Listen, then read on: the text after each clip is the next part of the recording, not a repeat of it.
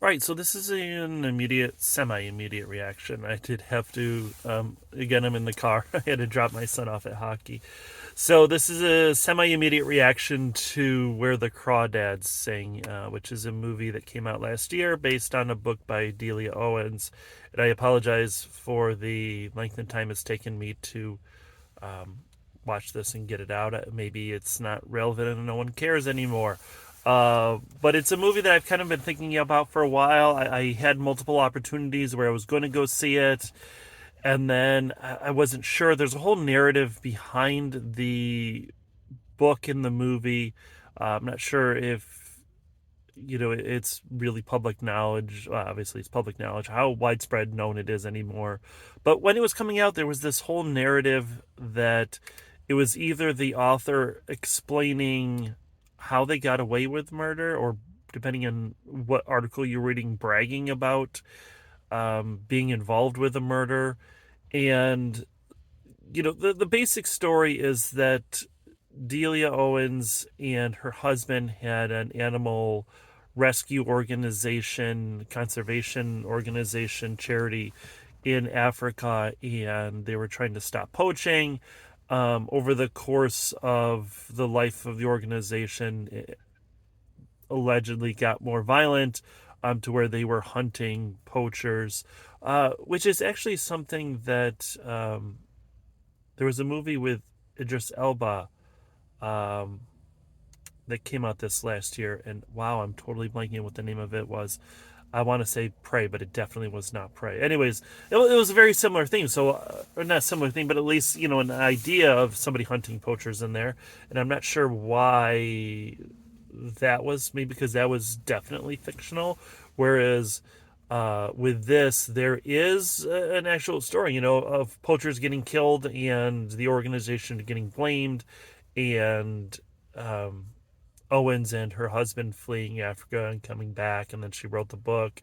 And so, throughout the course of the book and the movie, there are characters that are based on Sunday Justice is a cat in the story, and Sunday Justice was the name of their secretary of their organization, their administrative assistant. I don't know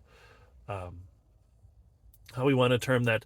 But so, I wasn't quite sure how to feel about this, or what to do about it. And so I waited, and then ended up reading the book and wanted to watch the movie, but then my wife wanted to read the book. And, I had stuff in queue anyway, so it was taking a while for me to get through the book.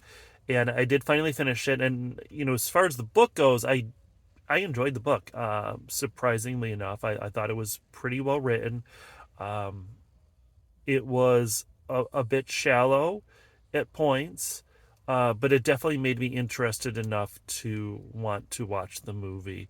So now that my wife has finally finished it, and we sat down to watch the movie, and here are my thoughts. I think the worst part about the book was the romance and the trial. The romance felt like a very weak Nicholas Sparks sort of thing, where you've got this child falling in love with these two different men, one of whom sort of abandons her, and one of whom is violent toward her and ends up getting killed. And then, of course, the whole mystery is who killed this man, Chase Andrews. And I think it's Andrews. Chase, I know it's Chase. I think it's Chase Andrews. Anyway, but the most interesting part to me, which is something that neither the book nor the movie dealt with, is you've got a child. She's 6 years old, left on her own, abandoned by her family, abandoned by the town, and ostracized.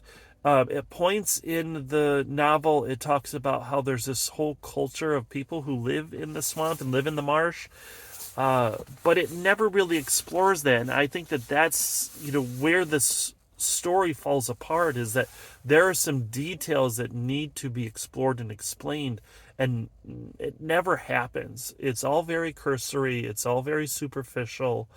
I the idea of what would have amounted to a feral child.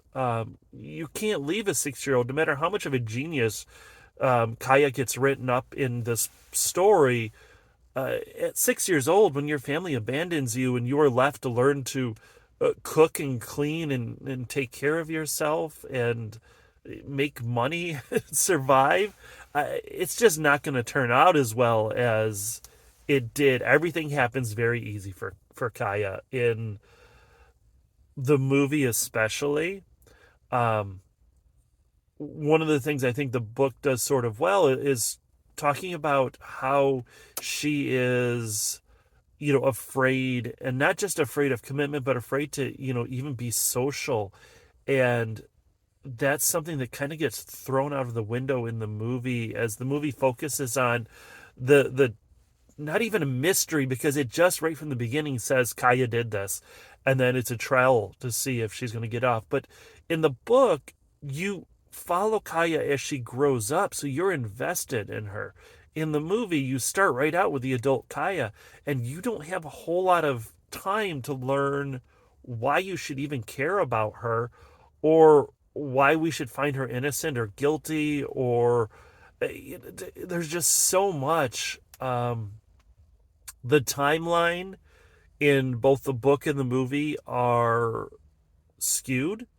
There are large gaps, which, again, especially, in the book, we're not going to cover every day, every year of her life. But in the movie, there are these huge gaps that don't really explain. Like, all of a sudden, it's been 5 years. And one of the things I did enjoy was when Tate is falling in love with Kaya, and they're children in the book. I think she's 14 and he's 17, somewhere about there.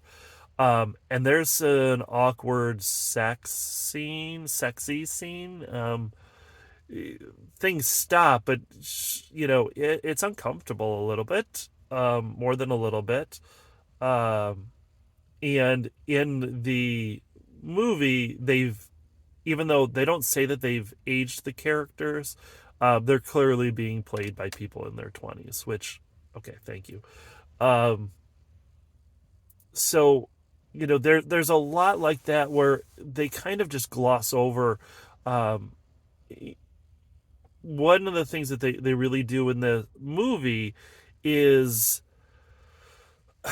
break that social awkwardness that she has. So the quintessential scene, I think, to me, is there's a scene where she's first meeting Chase Andrews, and in the book, she's in the bushes, hiding from a distance, watching them and really feeling, watching Chase and his friends play and really feeling like, holy, I missed all of this. I feel the loneliness.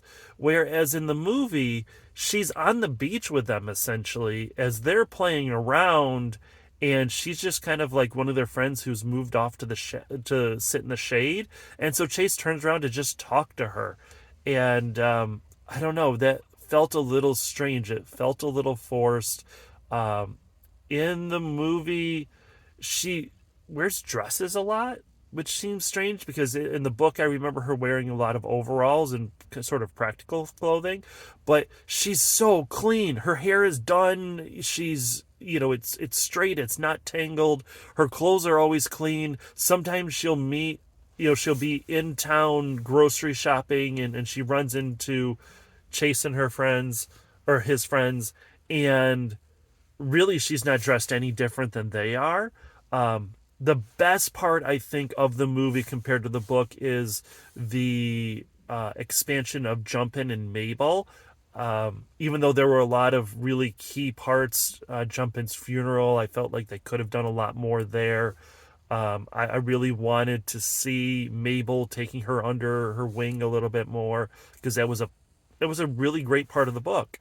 Um, but seeing them expanded on as characters and getting a little more life and more lines, and that was great. Overall, I think it was an okay movie. It was a decent book. It was not one that I regretted reading. The movie, I don't know that I regret seeing it, but it's forgettable. It's shallow.